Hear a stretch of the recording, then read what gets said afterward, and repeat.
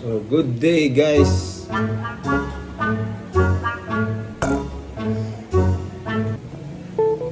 Good day mga kapadyak. So, for today's video is mag-unbox tayo ng clutch pedal na pang road bike. Ang model ng clutch pedal na to is PDR 540. So, medyo mabigat siya mga guys kasi entry level lang to na clutch pedal na pang road. Nagpalit ako ng pedal kasi yung previous ko na clutch pedal ay pang mountain bike pa. So, kasi mountain bike yung ginagamit ko noon. Kaya ngayon, nag-switch tayo into road bike. So, mas maganda, ma-experience natin kung ano ang performance ng road bike clutch pedal pagdating sa padyakan. So, mag-unbox tayo mga guys. Kuhan pa siya, nakakarton. Nakabox pa siya. So, ang presyo nito guys is 1,345. May kasama siyang clutch pedal attachment. Yung yellow, yung kulay. So, yung kulay niya, ganito yung clutch pedal na pang road. So, first time ko gumamit ng clutch pedal na pang road.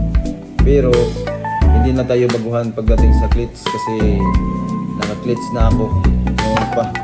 2 years na ako gumagamit ng clutch pedal.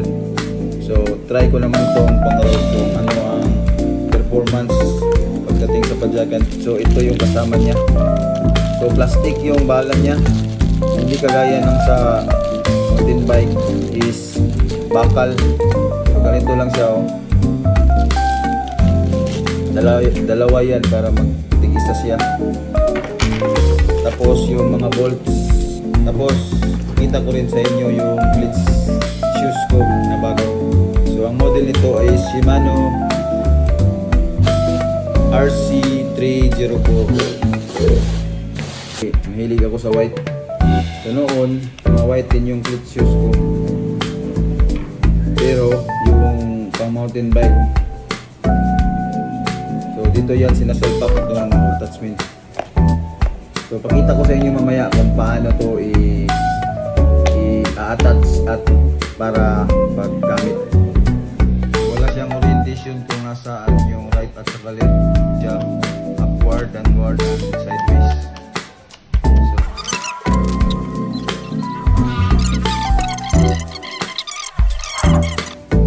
So, sa pagkabit ng sapatos, ilusin muna natin itong buwa dial niya. So, pwede ito ma-press. Sa i-tight na bali mo yung sapatos. Para i-loosen siya, i-release mo lang itong buwa. I-hatak mo yung mga cable niya, yung mga tali. Yan yung mechanism niya.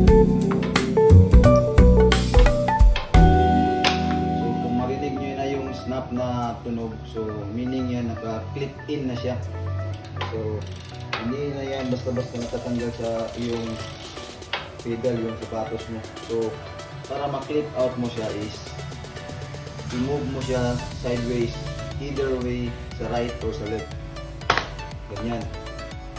So, efficient sa cycling kasi hindi lang, unlike sa sapatos, ang pwersa mo sa sapatos is puro pa ganun. Pasipa lang. So, sa clutch is may pwersa ka pa ganito dito ganyan. So pasipa pa anong tawag dito, yung sa likod na stroke, yung ganito na stroke.